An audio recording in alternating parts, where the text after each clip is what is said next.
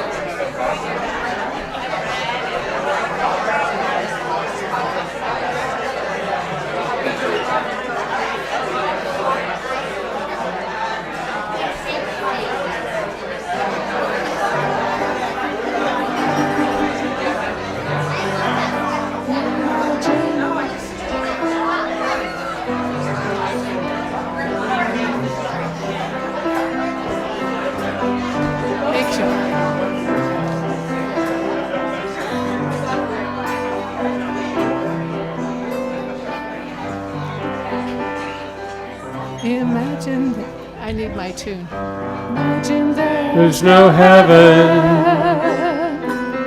It's easy if you try. no hell below us, above us only sky. Imagine all the people living for today. Imagine there's no countries. It isn't hard to do. Nothing to kill or die for, and no religion too. Imagine all the people living life in peace. You may say I'm a dreamer, but I'm not the only one. I hope someday you'll join us, and the world will be as one. To no possessions, I wonder if you can. No need for greed or hunger, a brotherhood of man. Imagine all the people sharing all the world. You may say I'm a dreamer, but I'm not the only one.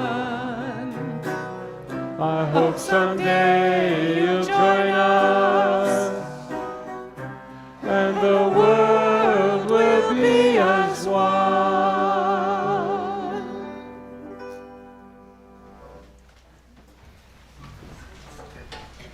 I would like to invite Rose forward to light the chalice for us this morning. So we light this chalice for all of our dreams and imagining, and all the curiosity that sparks the questions: who am I, and who are you, and how do we live together in peace? Let us say our affirmation together. Let us open our eyes to see what is beautiful and what is wondrous. Let us open our eyes to learn what is true and what is mysterious. Let us open our hearts to love ourselves and our neighbors.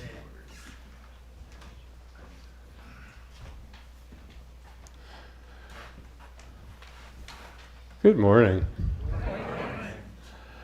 I'm Spencer Ehrman. My pronouns are he and him. I am your lay leader for today. It's an honor to be here. This is from Michelle LeGrave. We come to religious community from many paths and with diverse needs. If you have come here seeking comfort, may your pain be soothed. If you have come here looking for answers, may you find new questions. If you have come here seeking purpose, may your call be awakened. If you have come here hoping to build a new way, may the path open before you.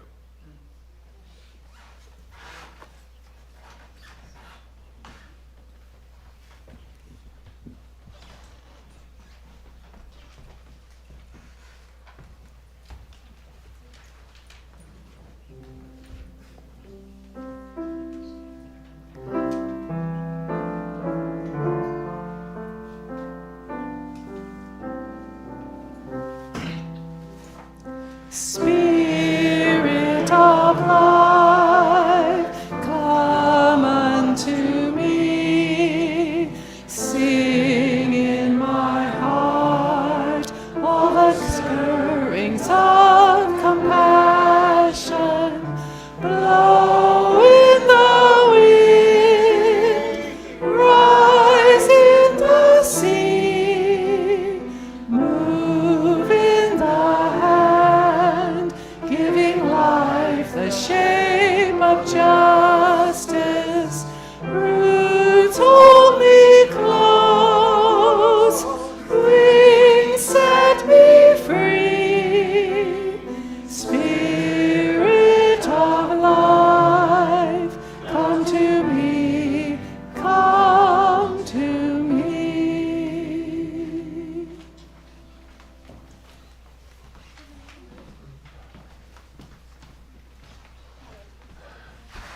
Good morning again. This is our moment for gratitude and giving. And I just can't help but think that as I look out over all of your bright, shiny faces this morning, what am I, a third grade teacher? How grateful I am to get to be part of this community that we're building together in peace and love and activism. So, I hope that you can all appreciate the time, the talent, the treasure that we all bring to this wonderful, wonderful fellowship of ours. So I would ask the hosts to please come forward and pass the baskets for our offering today.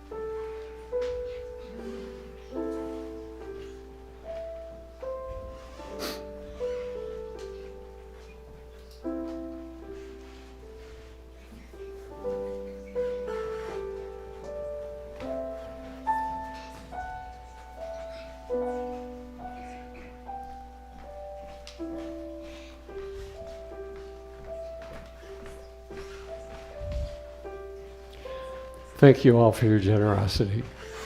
Please join as we say our affirmation of gratitude and giving. Let us be grateful when we are able to give, for many do not have that privilege. Let us be grateful for all those who share their gifts with us, for we are enriched by their giving. And let us be grateful even for our needs, so that we may learn from the generosity of others.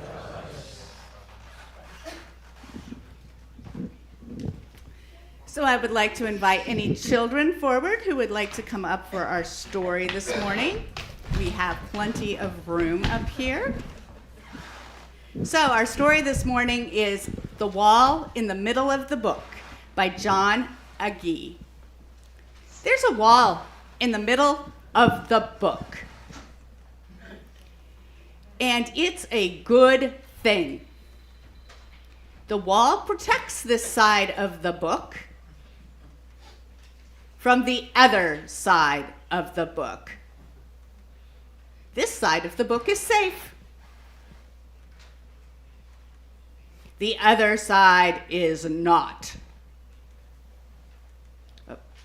But the most dangerous thing on the other side of the book is the ogre.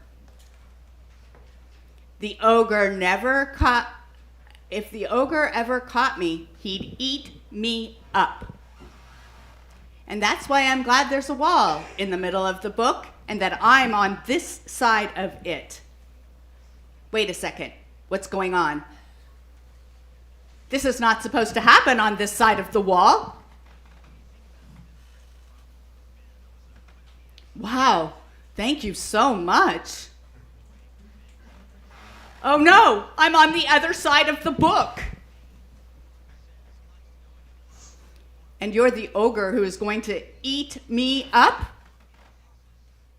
Ha ha ha, I'm actually a nice ogre, and this side of the book is fantastic. Come on, I'll show you around. Hey, ogre, wait for me. The end. So now let us sing the children to their classes.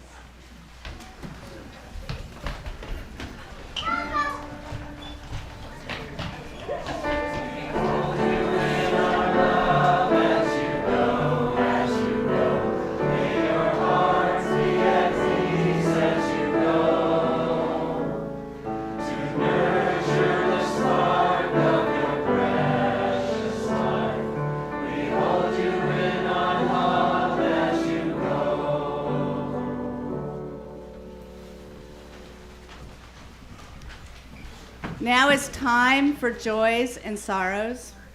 This is the time in the service where we are able to share with this community, have this community hold the joy that is in our hearts. If you are feeling boisterous and happy, and you may share those things that in your life. And if you are sad and suffering and have a broken heart, you're welcome to have this community hold those as well. You could come forward down this side and place a stone in the water for your joy or your sorrow. You're welcome to share a sentence or two, or you can just place the stone in silence, knowing that we still carry you in your heart, in our hearts. So I would like us to invite you to just sit for a moment so the people downstairs can do their joys and sorrows and also listen to the ones in the sanctuary. So let us sit together in silence for a moment.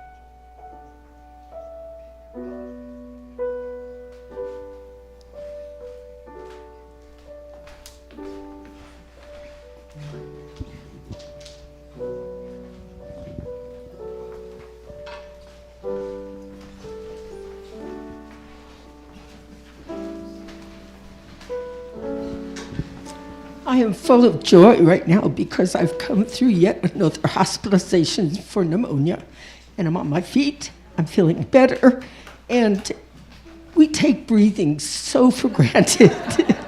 But I'm very thankful that I'm back and getting healthy again.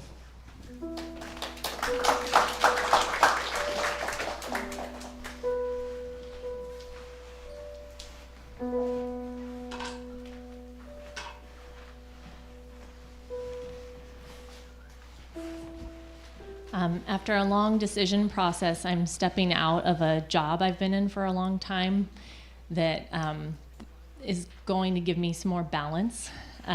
It's been a tough decision, and there's the sorrow of like leaving behind a lot of the purpose and people that I've been working with, but the joy of more time for myself, my family, and all the possibilities that are coming.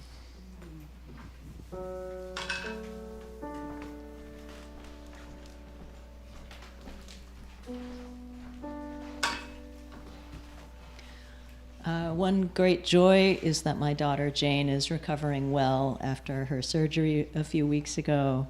And another great joy is that I am part of this community and that she is part of this community that has been so generous and supportive during this time. Thank you so much.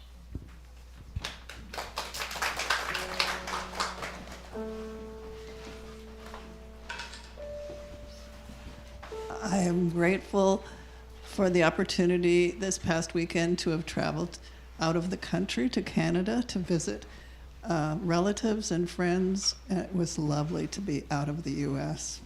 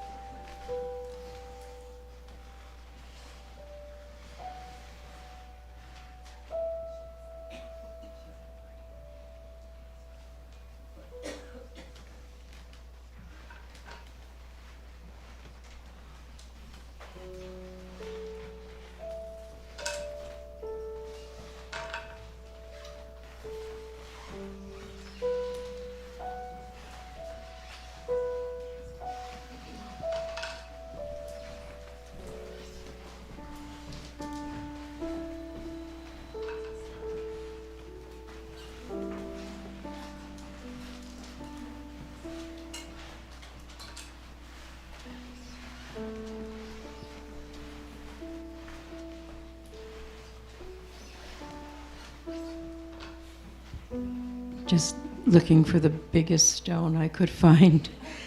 I am, it's a stone of gratitude and joy after a week of shock and awe. That's the only way I can describe it. On Thursday, my daughter, who is the picture of health, had a heart attack. And Good Sam, bless their hearts, took care of it very quickly. And the absolute awe and joy is that after a day in ICU, a day in intermediate cardio care, she is home.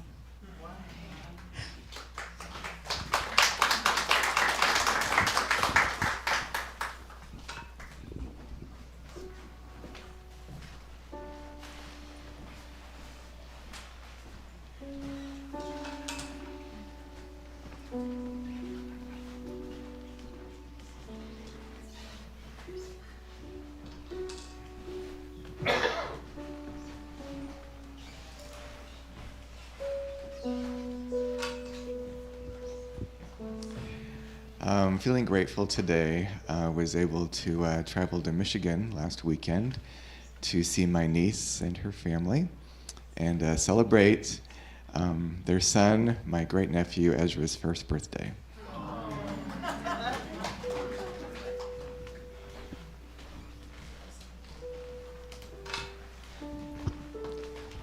Today I'm grateful because the team formerly known as the Seattle Supersonics was eliminated from the playoffs, which means we get to watch actual basketball in this year's finals.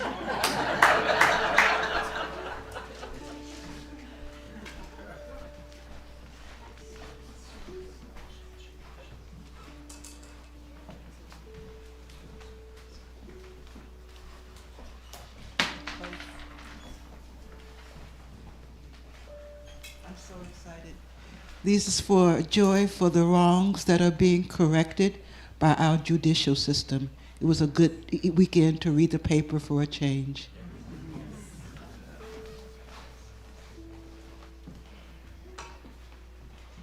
This is stone for Alana Bellwood and her son Eli, who were in a car accident this last week. And they're recovering okay, but they're very sore and achy at home, which is why they're not here today. Alana is a wonderful member of this community. I wanted to drop a stone for Jem Leonard, who just faithfully did our sound for decades, perhaps. And he took a fall, and he is in rehab right now. So your prayers would be greatly appreciated. And I dropped one last stone of joy. Last weekend, I went to Spokane to visit my 6-month-old granddaughter. And this week, I'm going to work from Seattle because my son from Singapore with his 4-month-old baby just arrived. So one last stone for all the joys and sorrows that remain in our hearts and the joys and sorrows of the people in our community.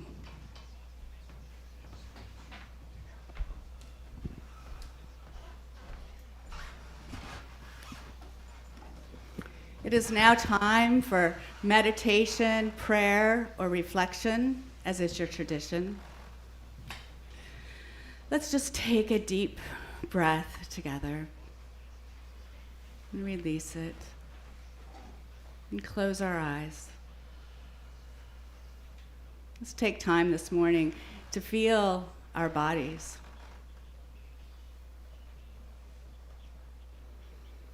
Take another breath. There's so much fear and anger in the world.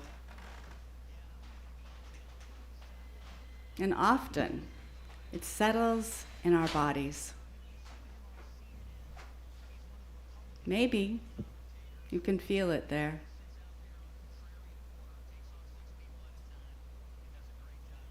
If you do, just hold it. Breathe into it.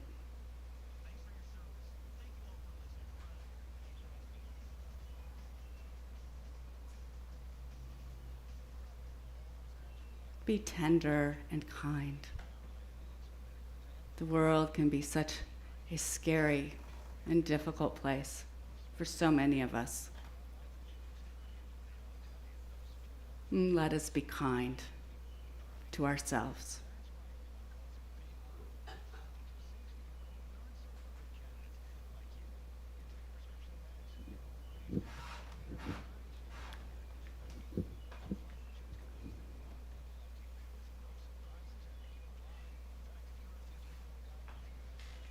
Let us sing Building Bridges.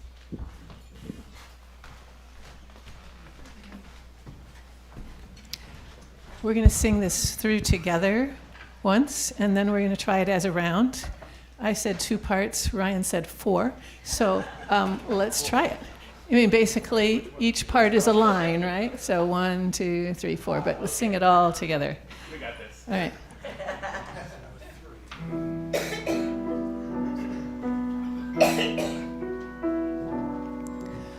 Building bridges between our divisions, I reach out to you, will you reach out to me?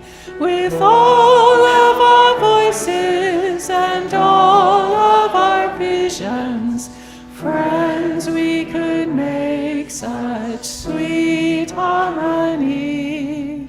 Building bridges between our divisions. I reach out to bridges, will you reach out to me?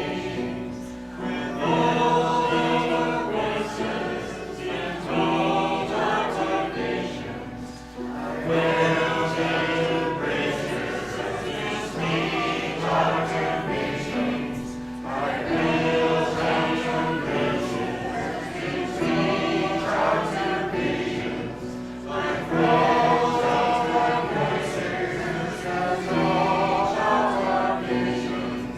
I will take bridges and all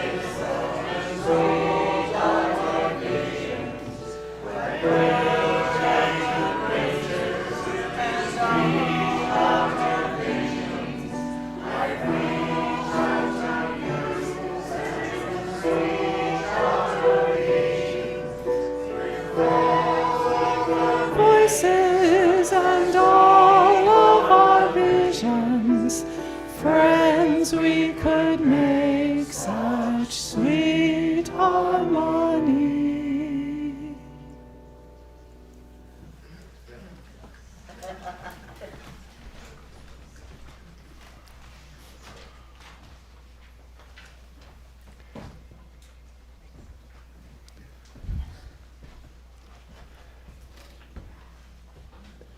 In 1993, Toni Morrison received the Nobel Prize for Literature.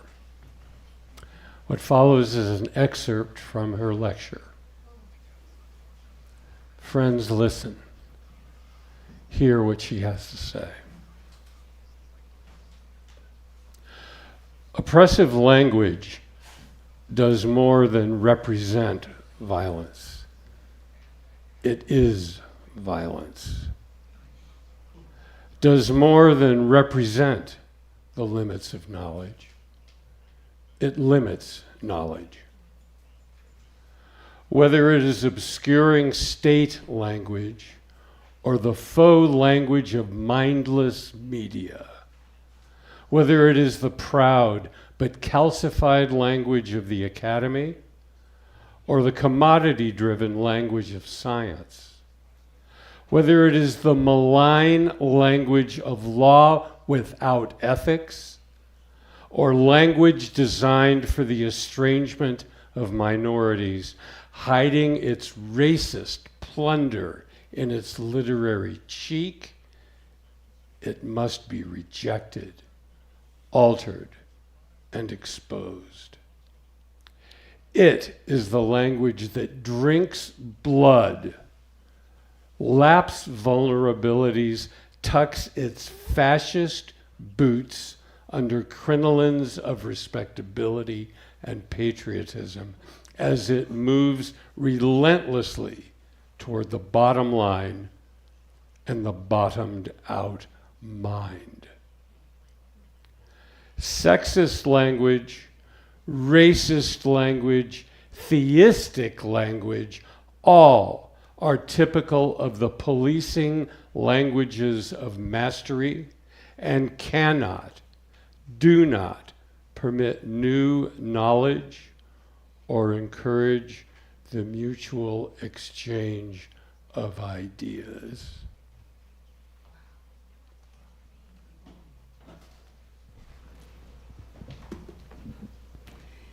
This sermon is a sermon that Spencer bought in the auction. You too can buy a sermon in the auction. You may have possibly heard that The Late Show, hosted by Stephen Colbert, recently broadcast its last episode. The canceling of the show was widely covered by the press. Robert Reich, former Secretary of Labor, wrote in the leftist publication Alternate, CBS says it's ending The Late Show because the show was costing CBS $40 million a year. That's utter bull, ///. What really happened couldn't be clearer. Führer Trump was furious at Colbert's mocking and publicly called for CBS to cancel him or put him to sleep now, as Trump wrote in one social media post. At the same time, CBS's parent company, Paramount, was on the verge of a lucrative merger deal that Trump could interfere with. Paramount had already sucked up to Trump by offering him $16 million to settle a lawsuit he brought against CBS's 60 Minutes. Tyler Burden wrote in the far-right publication Zero Hedge, the idea that Colbert has been censored by a vengeful White House is complete fantasy. The claim that this is an attack on democracy is merely designed to inflame more leftist madness. No one is entitled under the Constitution to their own late-night TV show, especially when they're burning $50 million a year. Wow. Those quotes are full of derogatory, angry language. Reich, that's utter bull, ///. Führer Trump, sucked up, lucrative merger deal. Durden, complete fantasy, leftist madness, burning 50 million. The way we talk about people across American divisions has gotten intense. The left calls the right fascist, stupid, conspiracy theorists, and bootlickers. The right calls the left woke, libtard, elites, and virtue signalers. S.Y. Hayakawa, which I did practice many times, Hayakawa was a scholar of semantics and the author of the book Language, Thought, and Action, written so ordinary people could access the ideas of semantics. Hayakawa coined the term, the map is not the territory, as a metaphor to talk about language. The word chair is in fact not the chair. The word angry is not in fact anger. Words are instead a map of reality. They point towards real things, but are not those things. However, when language gets abstract, it stops pointing at real things, but gestures vaguely. Hayakawa created the abstraction ladder, often called the cow ladder, to explain how it works. We start with the very concrete, Bessie, the cow, and move to less concrete, cow, and more abstract, livestock, even more abstract, farm asset, to highly abstract, wealth. Abstract language allowed someone to brag about their wealth, meaning they have a herd of cows and 10 acres, but somehow we have the impression that they have millions. Academic language can be some of the most abstract, woven with words that mean nothing to most people, and sometimes not even to those who write it. Judith Butler, a philosopher, once wrote the following sentence: "The move from a structuralist account in which capital is understood to structure social relations in relatively homologous ways is a view of hegemony in which power relations are subject to repetition, deferral, and crisis, recontextualized the problem of agency within the nexus of power discourse matrix." Amen.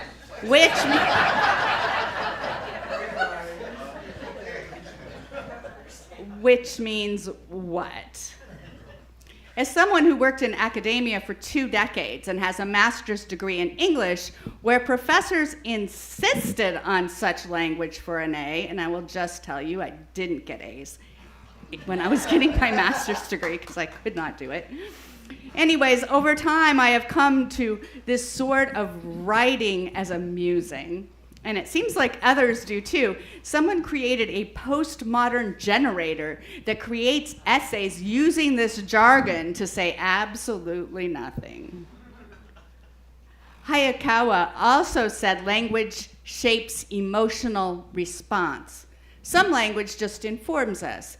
The Late Show was canceled. Other language influences how we feel, like the words of the left-leaning media used to describe Colbert: heartfelt, beloved, and even prophet. Or the words used by the right-leaning media: attacks and self-worship. Toni Morrison in today's reading uses a lot of emotional language, the language that drinks blood, and hiding its racist plunder in its literary cheek. Hayakawa noticed how emotionally laden, abstract language can be used to manipulate us. This language points to nothing on the map of reality, but it does make us afraid, angry, righteous, and ready to fight. It's social media posts that use words like freedom and democracy. These words are so far up the abstraction ladder, who knows what reality they are even gesturing toward? Still, they feel very powerful and very important. And it's those words that the left and the right fling at each other: fascist, stupid, conspiracy theorists, woke, elites, virtue signalers. These words and others like MAGA or liberal can become fixed and hardened, and then they become part of our reality map, creating a way that we experience the world and experience other people. It's like putting a new town on the map, but if we actually visit it, it would be this swirling, magical smoke that creates whatever images are already in our own minds. The writer George Orwell, who wrote 1984, spent his career fighting totalitarianism, and he warned many times about this kind of language. He said, "In our time, political speech and writing are largely the defense of the indefensible. Thus, political language has to consist largely of euphemism, question begging, and sheer cloudy vagueness. Political language is designed to make lies sound truthful and murder respectable, and to give the appearance of solidity to pure wind." Morrison is even more scathing about the power and use of this kind of language. The systematic looting of language can be recognized by the tendencies of its user to forego nuanced, complex, midwifery properties for instead menace and subjugation. Hayakawa, Orwell, and Morrison all tell us that prejudice and violence begin with the language that we use. When abstract emotional language creates our map of reality rather than reality itself, we can go astray. Our government calls immigrants who have come into the country without visas illegal aliens. This is emotional, abstract language. The word alien is also used to describe scary creatures from outer space, such as the movie titled Aliens, where another life form lays their eggs inside humans and then bursts out in this very gory way. The use of this word for immigrants changes real people into something creepy. The word illegal makes immigrants sound like criminals and thus dangerous. Most undocumented immigrants are simply people without a visa or inspection documents created at the border. What won't a person do when they are afraid of a dangerous alien? Videos on the internet show us exactly what people will do. The word illegal alien is language that is used to oppress. The language itself is demeaning and dehumanizing. It makes ordinary people into something that can be hurt and used. And I have no doubt that most of us can think of language used to describe women, people of color, LGBTQI people, and so many others that is abstract and cruel. Morrison says such language does more than represent violence. It is violence. Does more than represent the limits of knowledge. It limits knowledge. It is violence because it demeans and erases people. It limits knowledge because once we categorize people, we rarely ask the next question. Who are you? What's your story? We believe we know everything about them that we need to know. Asking questions, though, getting curious, is one of Hayakawa's way out of the manipulation of emotional, abstract language. Ask questions, he says. Ask for observable examples. Get curious about words that trigger our own emotions and the labels that we stamp on large swaths of people. Do our emotions and labels actually tell the truth? Another way is to step down the abstraction ladder toward the concrete. Wealth to Bessie the cow. We love to use the word MAGA to label people who support Donald Trump. This is one of those words that has hardened and been placed on our maps of reality. And what it means is generally all the bad things we associate with people who voted for Trump. Monica Moosman helps people step down the abstraction ladder. She is the author of I Never Thought of It That Way, How to Have Fearlessly Curious Conversation in These Dangerously Divided Times, and a staff member at Braver Angels, a group that leads structured conversations across divisions. She is a Latina immigrant. Her parents voted for Trump. She did not. They talk and they fight, but they commit to stay in relationship. So for her, the issue is not only professional, but personal.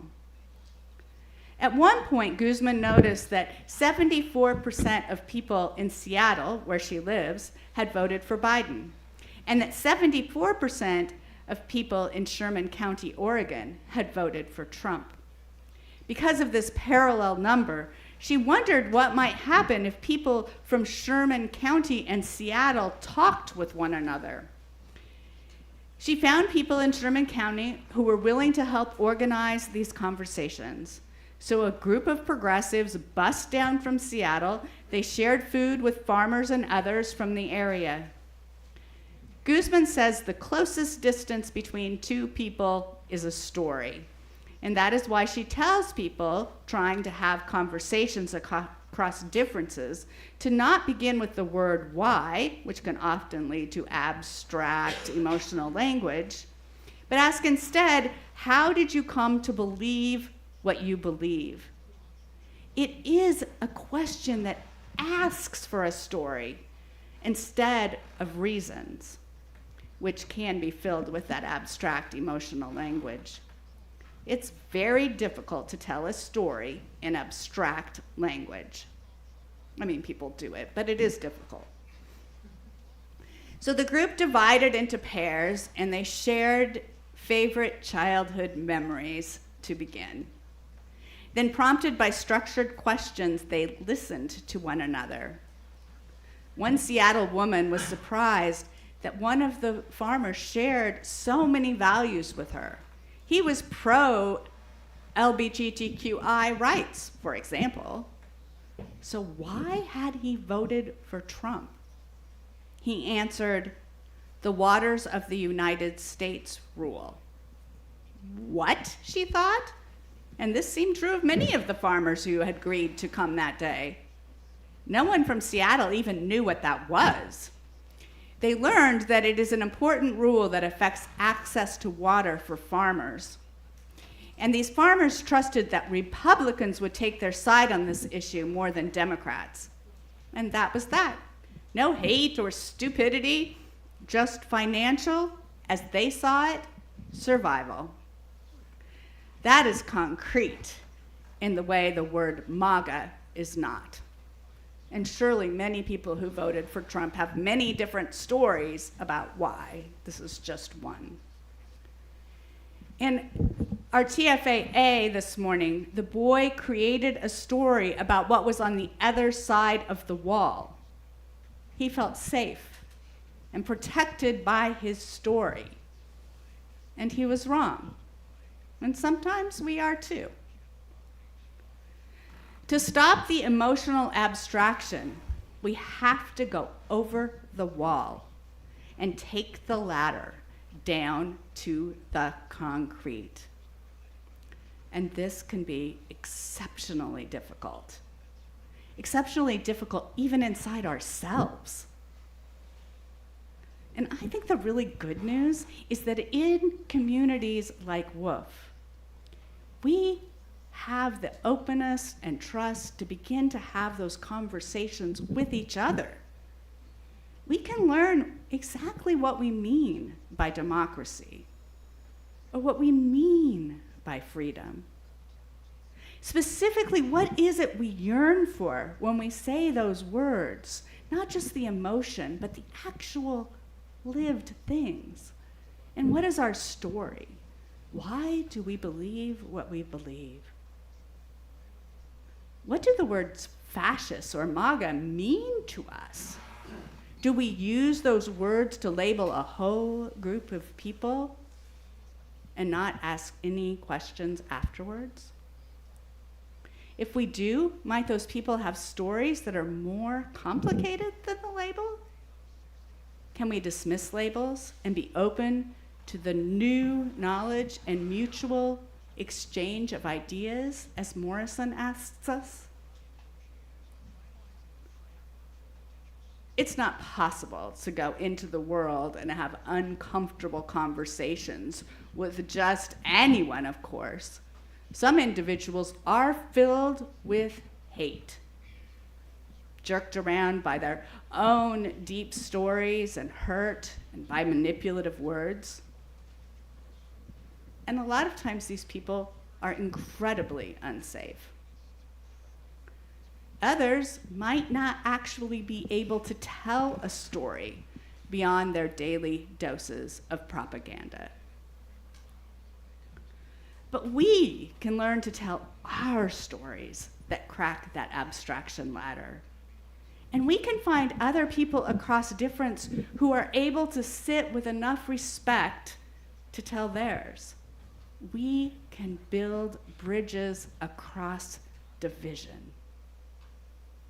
Imagine such a world where all are treated with worth and dignity. What about a world where we all truly live as if we are interconnected? Imagine what dreams we could fill if we were able to do this. Let us take one more step together. Let us sing.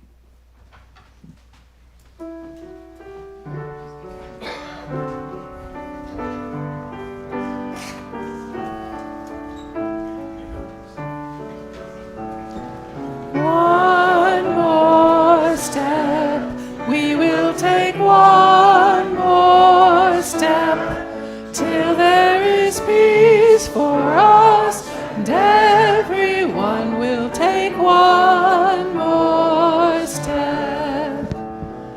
One more word, we will say one more word, till every word is heard by everyone. We'll say one more word.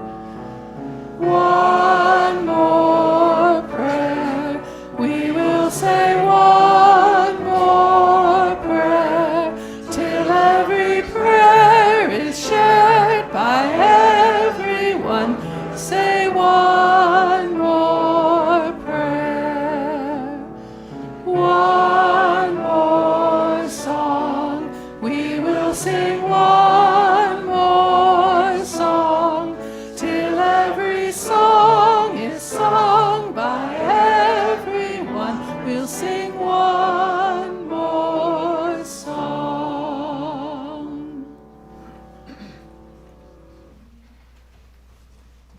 So let us go into the world, remembering that change often happens one relationship at a time, one more word, one more prayer. And we can take those steps one at a time. May we be blessed as we try to make change in our hurting world. Let us turn around. First, we're going to, Spencer will extinguish our chalice. And the love of this community, however, will stay with us until we meet again. Let's have people in the front face the back, and the back face the front. And we will sing our closing hymn, Carry the Flame.